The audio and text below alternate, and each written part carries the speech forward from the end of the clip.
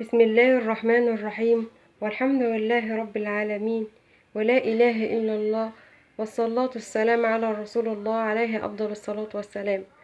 ازيكم يا حبايبي؟ عاملين ايه؟ وحشتوني من الفيديو اللي فات لدلوقتي. النهاردة ان شاء الله جايه لكم بإذن الله بحاجة برضو من الأكلات البحرية، تكملة للفيديو بتاع الكابوريا المرة اللي فاتت. تعالوا معانا النهاردة عشان خاطر نتعرف على أساس الوصفة بتاعتنا النهاردة، أو البطل بتاع الوصفة بتاعتنا النهاردة الجندفلي. الجندفلي ده من الأكلات البحرية اللي فيها فوسفور عالي وفيها فوائد كتير. ماشي. تعالوا النهاردة نتعرف ازاي بيتعمل وطريقته عاملة ازاي، ونشوف المكونات بتاعته اللي احنا هنحتاجها ايه. بس قبل ما نبدأ الفيديو تعالوا نتكلم. ريناد عايزة تسلم عليكم.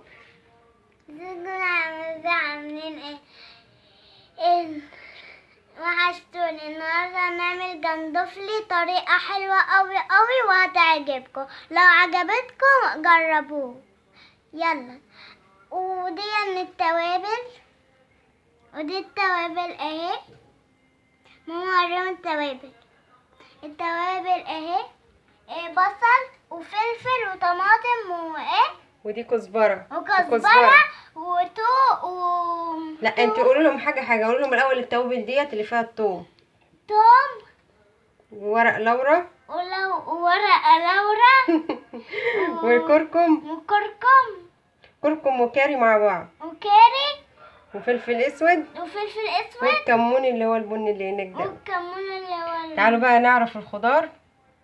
ده فلفل وطماطم ومقدونات وبصل. زي ما انتوا شفتوا كده يا حبايبي. هي دي التوابل ريناد اللي احنا نعملها ريناد هي اللي كانت مع حابه تقدم لكم الوصفه النهارده، بس انا هاخد منها بقى الموضوع عشان اكمله. تعالوا النهارده هنشوف مع بعض التوابل بتاعتنا. طبعا ورق لورا، حبهان، كركم وكاري، فلفل اسود، كمون. معانا الخلطه بتاعه الثوم بتاعتنا والفلفل الحار والفلفل العادي. معانا الخضار بتاعنا بقدونس وكزبره، معانا بصل، معانا طماطم، معانا فلفل اخضر اللي هو العادي مش الحامي طبعا، والجندفلي. تعالوا يلا نشوف هنعمل ايه وبعد كده نرجع لكم. تعالوا يلا نجيب الحله ونحط فيها الجندفلي بتاعنا. تعالوا يا حبايبي، احنا هنا دلوقتي جبنا الحله بتاعتنا وحطينا الجندفلي، حطيناه على النار. طبعا احنا ولعنا النار وحطيناه على النار. تعالوا بقى هنشوف الطريقه الاول. احنا هنسيبه زي ما عملنا في طريقه الكابوريا، هنسيبه شويه الاول على النار لما ياخد اللون الاورنج بتاعنا ويبدا يفتح كويس خالص. هو مفتح دلوقتي عشان انا غسلته كويس ونضفته كويس. اعرفي ان الجندفلي النضيف او الطازه او اللي فعلا حلو، مش مثلا متلج او بايظ ولا كده، ان انت لما تروحي تشتريه يبقى مفتح، ولما تيجي تغسليه بينزل منه الرمل بتاعه خالص وبيبقى لونه فاتح من جوه، زي ما احنا هنشوف دلوقتي اللون اللحم بتاعه فاتح.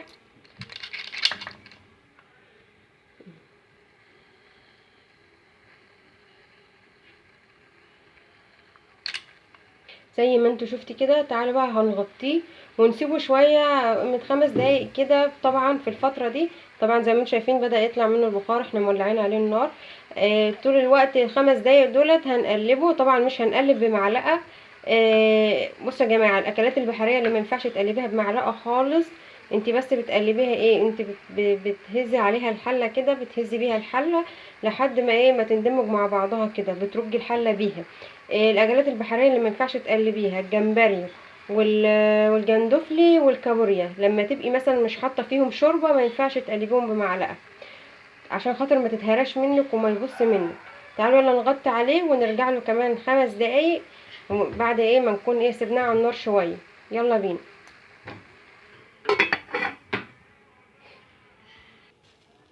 يلا يا حبايبي نبص على على الجندفلي بتاعنا. زي ما انتوا شايفين كده الجندفلي بتاعنا رجعنا له بعد 5 دقايق بالظبط. طبعا اللون بتاعه غير. انا مش عارفه ان انا اقرب التليفون قوي عشان خاطر البخار والعدسه بتاعه الكاميرا مش هينفع عشان البخار هيجي عليه. زي ما انتوا شايفين كده هي باين اصلا اللون بتاعه بدأ يغير. طبعا احنا هنبدأ نحط له دلوقتي التوابل ونحط له الخضره بتاعته. طبعا في الوقت ده انا في ناس بتحب تضيف له زيت، في ناس لا. تمام.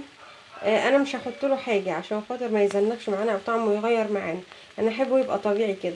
تعالوا يلا نحط معانا التوابل ونحط الخضره بتاعتنا ونسيبه مع بعض وايه شويه. يلا بينا.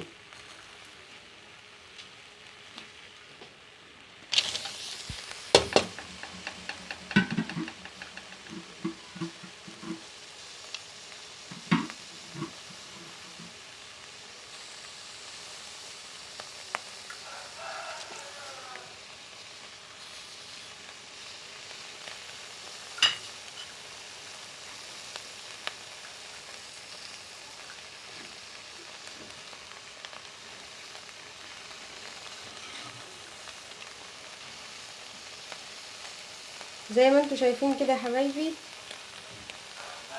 زي ما انتوا شايفين كده. احنا طبعا حطينا التوابل وحطينا الخضره بتاعتنا، الخضار بتاعنا. تعالوا بقى ايه هنقلبه بالمعلقه بس المره دي عشان خاطر بس نخلي الحاجه تندمج فيه. يلا.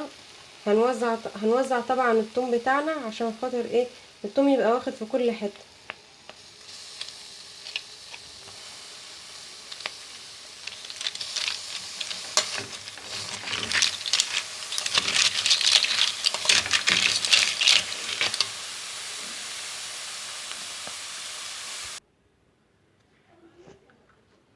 زي ما انتوا شايفين كده حبايبي، زي ما انتوا شايفين كده احنا قلبناه.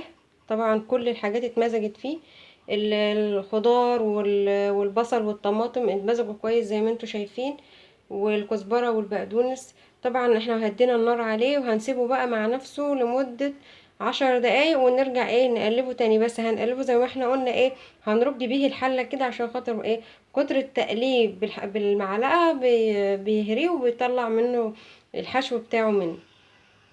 تعالوا بينا يلا في الوقت ده هنعمل مع بعض الطحينة بتاعتنا. طبعا الجندفلي والاكلات ديت بصوا ما تستغناش عن الطحينة. تعالوا نعمل الطحينة بتاعتنا في الوقت اللي ايه على ما يستوي فيه الجندفلي بتاعنا. يلا بينا. دلوقتي يا حبايبي هنعمل مع بعض الطحينة ازاي هتتعمل. طبعا دي طحينة خام يا جماعة، مش يعني مش معمولة، دي طحينة خام. احنا هنعملها دلوقتي، هنحلها مع بعض، هندوبها مع بعض. هنحتاج ايه؟ هنحتاج مع بعض كوباية مية الا ربع، ليمونة، نص ليمونة، شطة، كمون. طبعا الفلفل بالملح ده ملناش دعوة بيه، احنا محتاجين كمون، محتاجين شطة، ومحتاجين ليمونة. ودي مية، المية طبعا دافية، انا سخنتها وسبتها تبرد شوية عشان خاطر نعمل بيها الطحينة. تعالوا بقى نشوف هنعمل ايه. بسم الله الرحمن الرحيم. طبعا اول حاجة هنعملها هنحط نص الليمونة هنعصرها عليها، تمام، وهنحط معاها شوية الكمون، ونحط معاها شوية مية. وكل ما انتي هتشوفي هي محتاجة مية ولا لا انتي هتزوديها المية بتاعتها. يلا بينا بسم الله.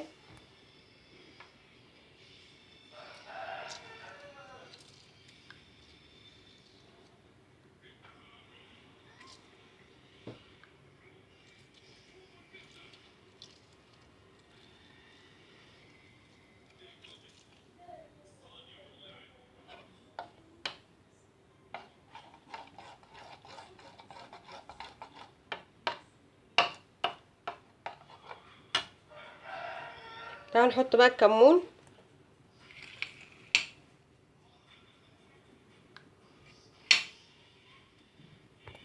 طبعا يا جماعه انا ايدي نضيفه، غسل ايدي كويس جدا، معقمها بميه سخنه عشان خاطر لو اي حاجه. طبعا ده انا من قبل ما بطبخ لاي حد، اطبخ لاهلي، لولادي، لبنتي، لجوزي، الكلام ده لازم يبقى الاكل اللي انا بقدمه تبقى اكون نضيفه فيه، وايدي نضيفه، وحاجتي نضيفه، والكلام ده عشان خاطر طبعا ولادك واهل بيتك يكونوا بياكلوا بامان وما فيش حاجه تصيبهم ولا امراض ولا اي حاجه.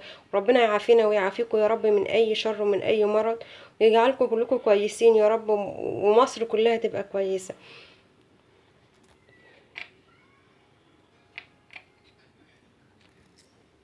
طبعا وانت واقفه كده ما تنسيش تصلي على النبي وتذكري الله، عشان احنا قلنا ايه ان ذكر ربنا وانت بتعملي الاكل او بتروقي البيت او بتعملي اي حاجه بيسهل عليكي كتير، وما بتحسيش بالوقت وانت بتعملي وبتخلصي بسرعه، والحاجه اللي في ايدك بدل ما تبقى صعبه بتبقى سهله، ربنا بيسهلها معاكي.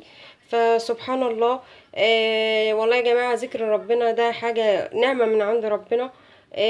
طبعا الصلاة على النبي ديت في كل وقت وفي اي وقت، وما تنسيش تصلي على النبي، وما تنسيش وانت بتتفرجي برضو على الفيديو بتاعي تدوسي على الجرس، وتدوسي على رمز الاشتراك عشان خاطر تفعلي الجرس، وتفعلي الاشتراك بتاعك على قناتي عشان يوصلك كل الفيديوهات بتاعتي الجديدة، وعشان كمان القناة بتاعتنا تتفعل وتكبر، وان شاء الله هتكبر بيكم لان انتوا اساس القناة، وانا عارفة ان انتوا انا اتحب الحمد لله وهتحبوني، وان انتوا هتشتركوا في قناتي باذن الله.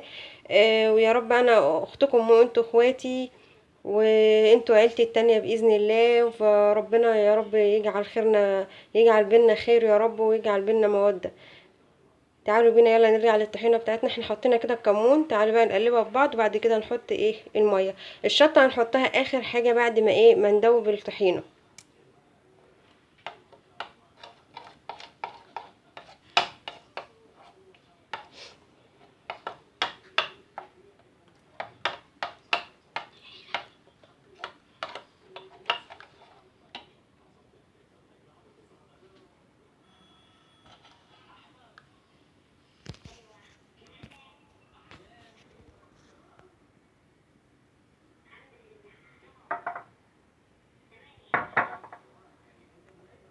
تعالوا بقى نزود المية بتاعتنا عشان خاطر ايه نشوفها. طبعا انت ما تحطيش المية كلها، انت حطي شوية شوية عشان تشوفي هي محتاجة مية قد ايه.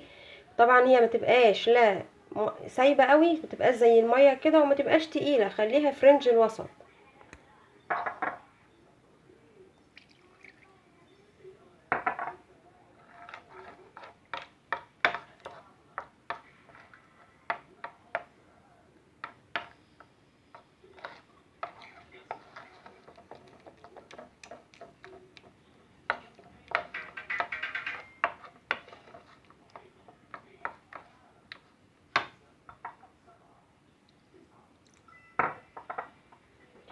تعالوا بينا ندوبها ونرجع لكم تاني يا حبايبي.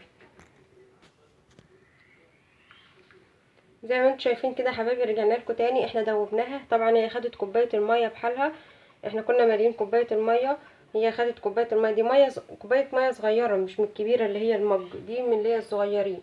هي خدت كوبايه الميه بحالها زي ما انتم شايفين، ده القوام بتاعها اللي احنا عايزينه.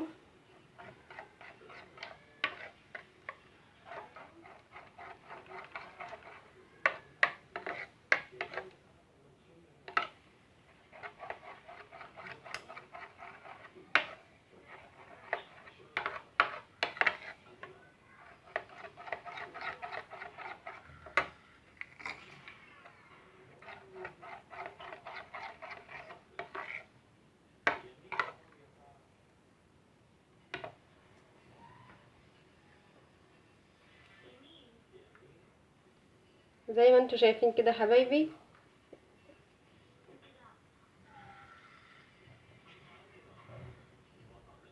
زي ما انتم شايفين كده، ده القوام بتاعها، ده القوام بتاع الطحينه بتاعتنا زي ما احنا شايفين اهي.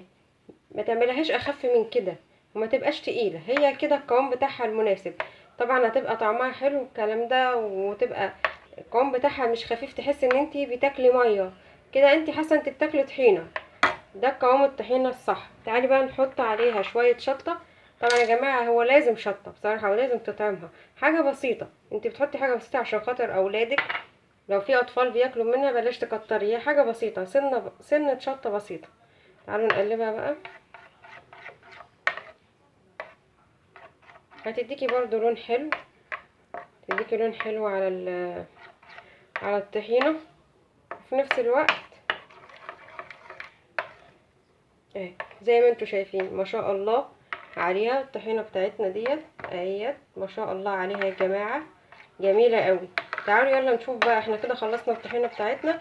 تعالوا بقى يلا بينا نشوف طبق الجندفلي بتاعنا النهاردة.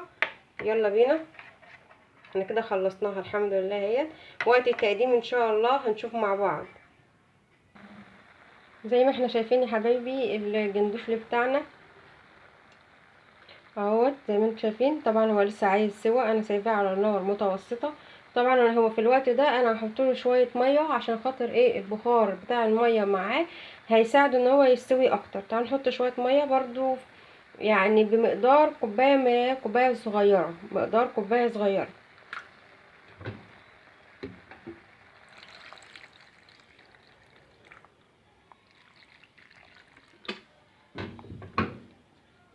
زي ما انتوا شفتوا حطينا كوبايه ميه صغيره للجندفلي عشان يستوي اكتر وبسرعه، عشان خاطر الميه هتسويه معانا كويس. نسيبه بقى قيمه ربع ساعه على النار، وبعد كده نرجع له. تعالوا نسيبه مع بعضه كده مع نفسه وشويه ونرجع له تاني. ودلوقتي يا حبايبي احنا خلصنا مع بعض الجندفلي زي ما انتوا شايفين، الله عليه وعلى حلاوته. شوفوا مفتح ازاي، كله فاتح ازاي وجميل.